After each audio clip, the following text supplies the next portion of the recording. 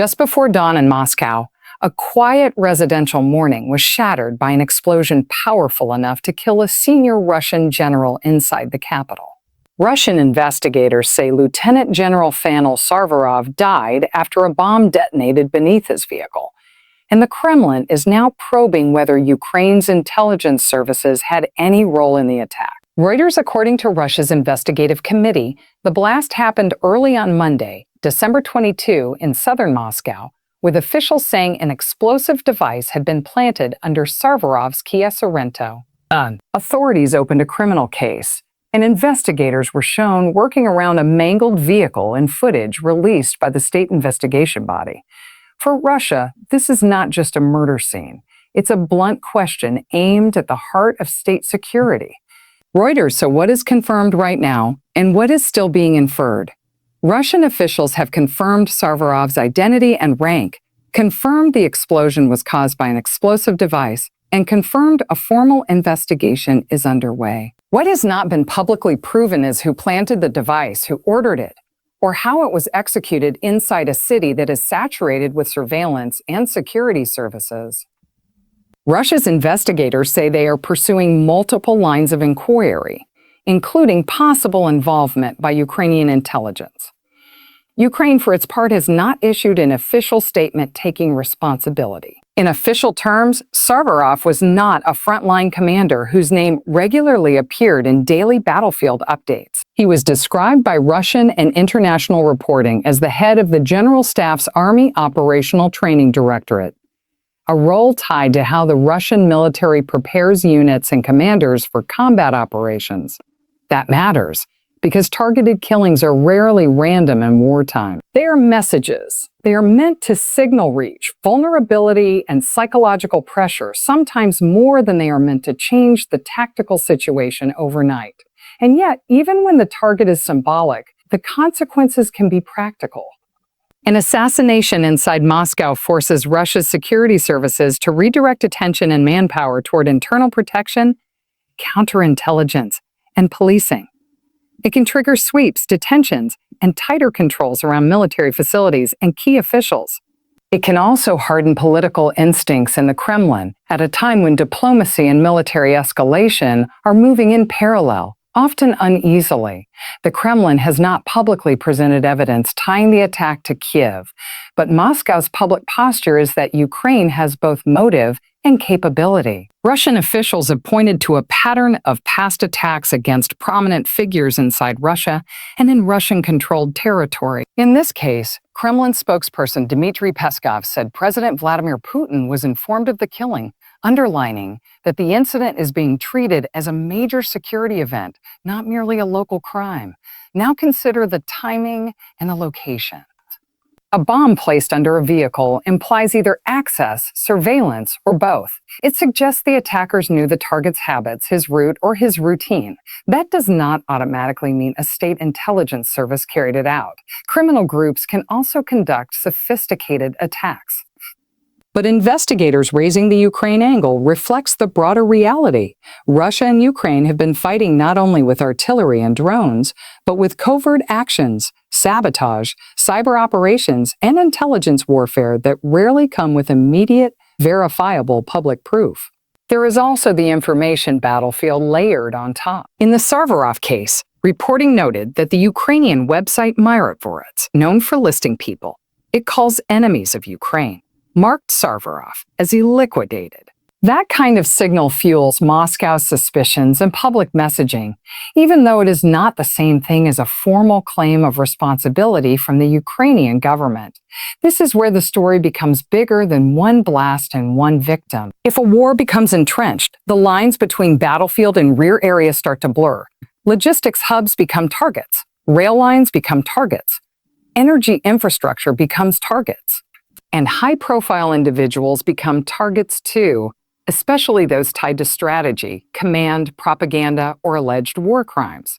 The aim is often to impose costs that a conventional strike cannot, or to force the opponent to feel unsafe even far from the front. For Russia, the uncomfortable question is how this keeps happening.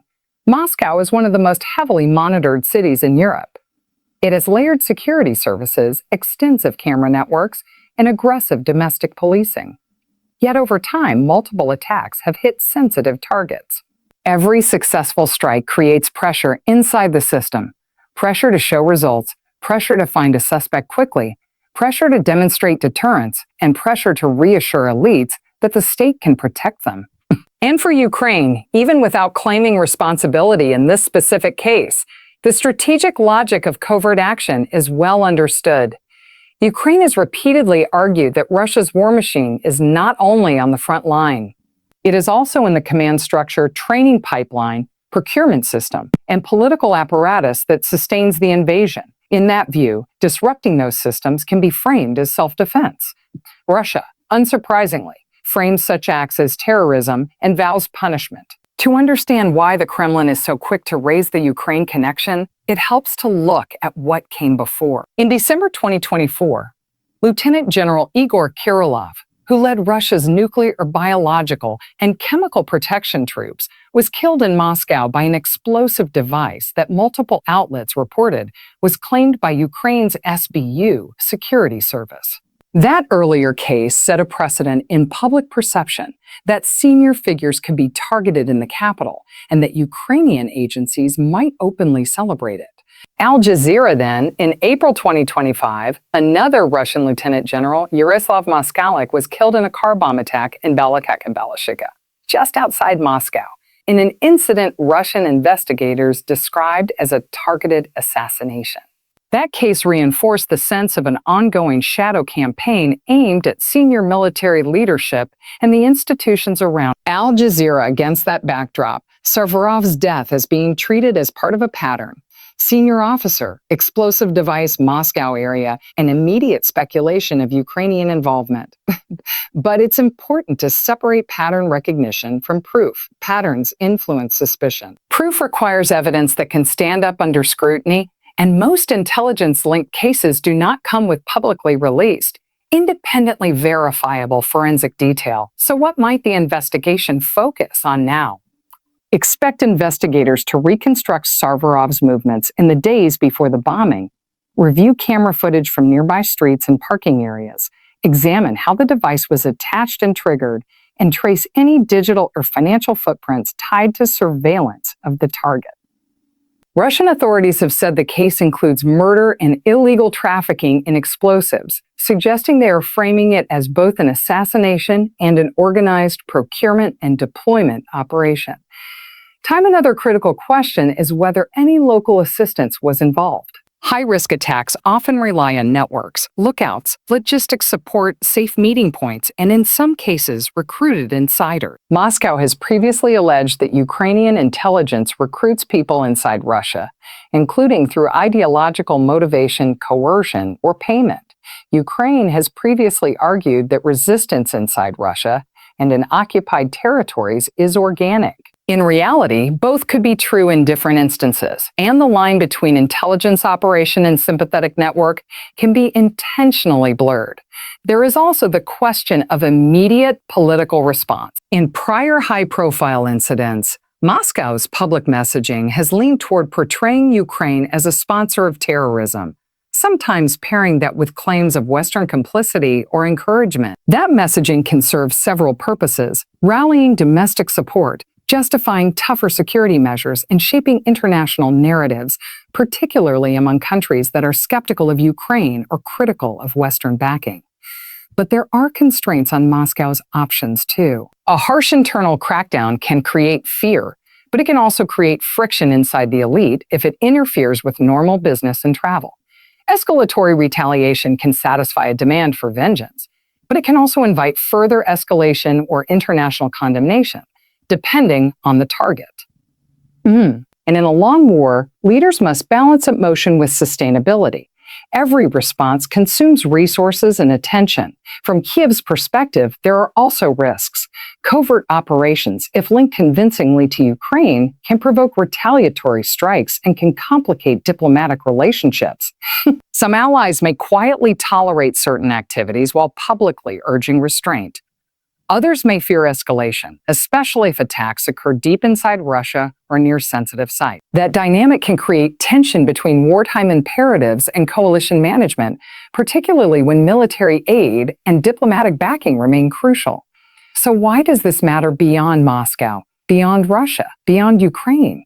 Because assassinations and covert attacks lower thresholds. They normalize a style of warfare where leaders, commanders, engineers, propagandists, and officials become targets beyond the battlefield.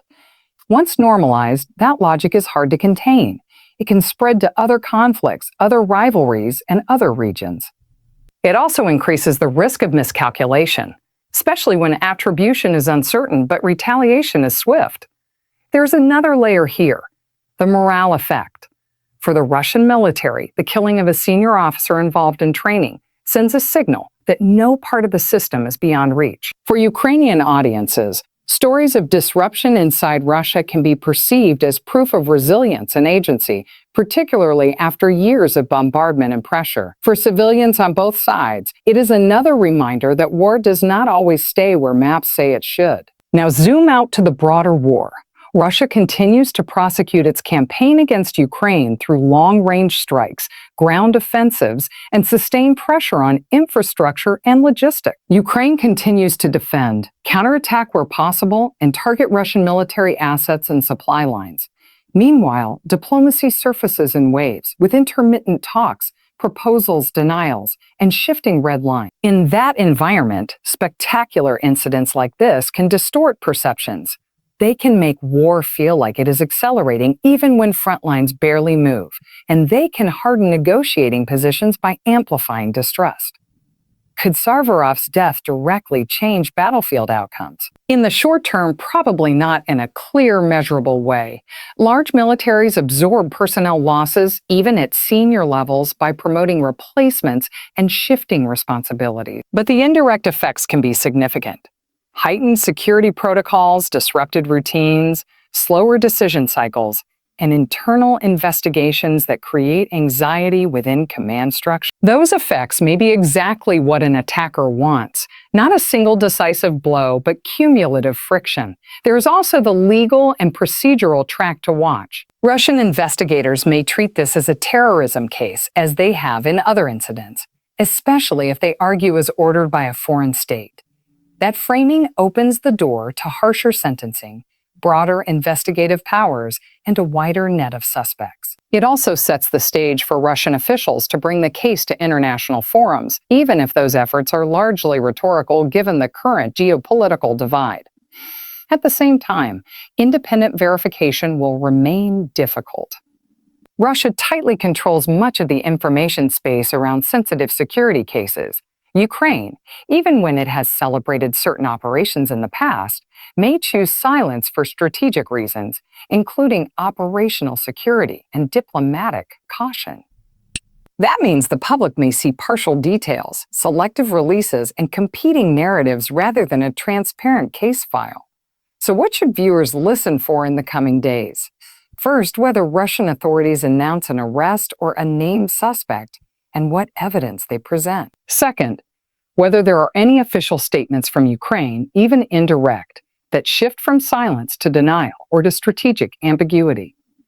Third, whether Russia links this attack to a broader claim about Ukrainian special services and uses it to justify new measures domestically or militarily. Fourth, watch for signs of tightening security around Russia's senior military and political leadership. Changes to travel routines, public appearances, and protective protocols. Those changes can ripple through governance. They can also affect how quickly decisions are made, especially in a war where responsiveness matters. And finally, watch the war itself. If Moscow believes this was a Ukrainian intelligence operation, it may seek a response that is visible and immediate. That response could be military, cyber, legal, or clandestine. But the broader lesson, as grim as it sounds, is that when a conflict drags on, the methods tend to expand. What begins as a battle for territory becomes a contest of endurance, reach, and psychological pressure. Tonight, the central facts remain stark. A Russian lieutenant general is dead, killed by a bomb under his car in Moscow. The Kremlin says investigators are looking at a possible Ukraine link. Ukraine has not claimed responsibility. And for both sides, this is another step into a shadow war that runs alongside the open one, shaping fear, strategy, and the risks of what comes next.